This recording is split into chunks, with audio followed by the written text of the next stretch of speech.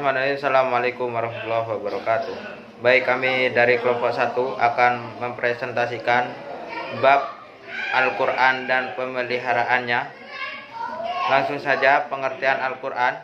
Al-Quran adalah kalamullah yang diturunkan kepada Nabi Muhammad SAW melalui malaikat Jibril, yang diturunkan secara beransur-ansur selama 23 tahun di Mekah Madinah. Baik, penjelasan kedua yaitu akan dijelaskan oleh saudara Mudofar. Waktu dan tempat kami persilahkan. Baik, yang kedua yaitu mengenai penyebab dikumpulkannya Al-Quran. Ketika Rasulullah SAW wafat, maka Al-Quran telah ditulis seluruhnya di pelepah kurma, tulang belulang, batu yang tipis, permukaan batu, papan, ataupun kulit binatang.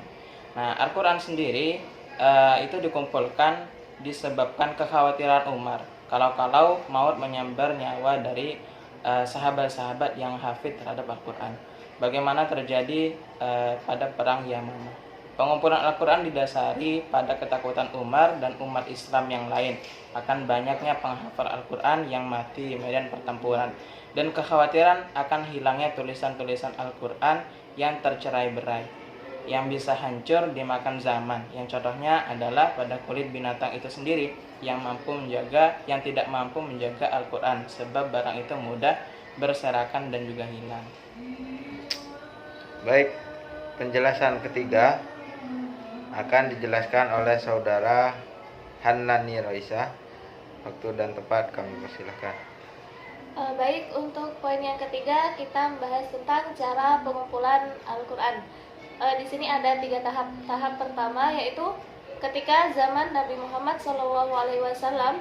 Pada jenjang ini penyandaran pada hafalan lebih banyak daripada penyandaran pada tulisan, karena hafalan para sahabat radhiyallahu anhum sangat kuat dan cepat, di samping sedikitnya orang yang bisa baca tulis dan sarananya. Tahap yang kedua pada zaman Abu Bakar Asy-Siddiq radhiyallahu anhu tahun 12 Hijriah. Penyebabnya adalah pada perang Yamamah banyak dari kalangan Al-Qurra yang terbunuh, di antaranya Salim bekas budak Abu Hudzaifah, salah seorang yang Rasulullah SAW memerintahkan untuk mengambil pelajaran Al-Quran darinya. Maka Abu Bakar radhiyallahu anhu memerintahkan untuk mengumpulkan Al-Quran agar tidak hilang. Dalam kitab Sahih Bukhari disebutkan bahwa Umar bin Khattab mengemukakan pandangan tersebut kepada Abu Bakar radhiyallahu anhu setelah selesainya perang Yamamah. Tahap yang ketiga pada zaman Amirul Mukminin Utsman bin Affan radhiyallahu anhu pada tahun 25 Hijriah. Sebabnya adalah perbedaan kaum muslimin pada dialek bacaan Al-Quran sesuai dengan perbedaan mushaf-mushaf yang berbeda di tangan para sahabat radhiyallahu an. Hal itu dikhawatirkan akan menjadi fitnah.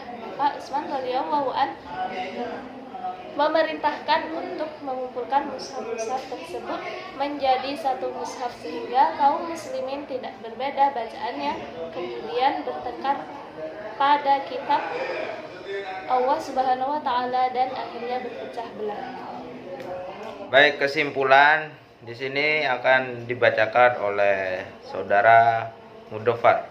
Waktu dan tempat kami persilahkan. Jadi pengumpulan Al-Quran itu didasarkan pada kekhawatiran umat Islam pada masa Abu Bakar saat menjadi khalifah, dikarenakan banyaknya umat Islam yang hafal Al-Quran mati di medan pertempuran, yaitu di saat peperangan Yamamah. Pengumpulan Al-Quran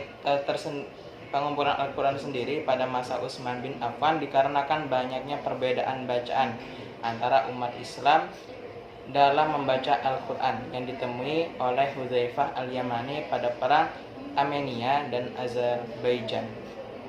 Pengumpulan Al-Quran pada masa Abu Bakar adalah dengan cara mengumpulkan semua tulisan Al-Quran yang bercerai-berai, seperti pada kulit binatang, tulang-tulang, batu, dan pada apa yang bisa ditulis pada masa Nabi saat masih hidup.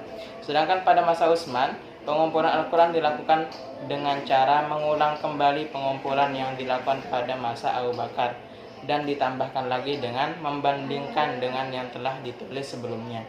Dalam pemeliharaan Al-Quran, sahabat mengumpulkannya menjadi satu mushaf dan memperbanyaknya supaya tidak ada perbedaan dalam membaca Al-Quran. Mungkin sekian dari kami, itu saja yang dapat kami jelaskan. Akhiron kalam, assalamualaikum warahmatullahi wabarakatuh.